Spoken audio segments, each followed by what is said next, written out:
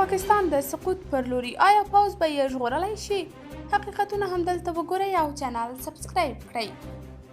د پاکستان د روپیو بیه حتی د ورځې 10 سلنه ټیټیږي.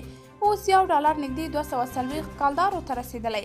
ځینې چې وایي پاکستان داسې ملک دی او پوځ یې هغسې. دا خبرې نورې پرېږدئ، لږ حقایق وګورئ او پوځ یې ملایکې نه دي.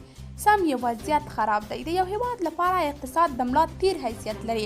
ملا یې ماتېدو ته نږدې او ټک به یې واورئ. پوځ خاورې نه خوري، په خورا سنګین مصرف ساتل کیږي. هغه پیسې نشته. میاشت په میاشت د قرضونو بیړه غرقه ده او د سیاسي وضعیت درک یې ویران دی. که معجزه وشي نو جلا خبره ده، خو انګلیس په خپل غم کې ډوب دی او اروپا غرق روانه ده. اخوا د سریلانکا د پاشل کېدو رواني فشار هم پرې زیات شوی. هغه لنګه غوا چې د جګړې ماشین یې ورته ویل حرکت نه کوي. طالب د حکومت کولو چلونه زده کوي. نور د ډالرو درک هم بند شوی.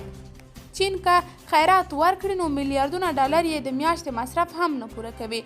څو میاشتې وروسته د سود پر زنځیرونو نور هم کلک تړل کیږي. قیمتي پکې حد کراس کړی. صرف د انقلاب غږ پکې پاتې. دا غږ به یې د خلکو لخوا وي. قدرمنو لیدونکو، تاسې د دې موضوع په هکله څه نظر لرئ؟ کمنټ کې شریک او چینل سبسکرایب کړئ.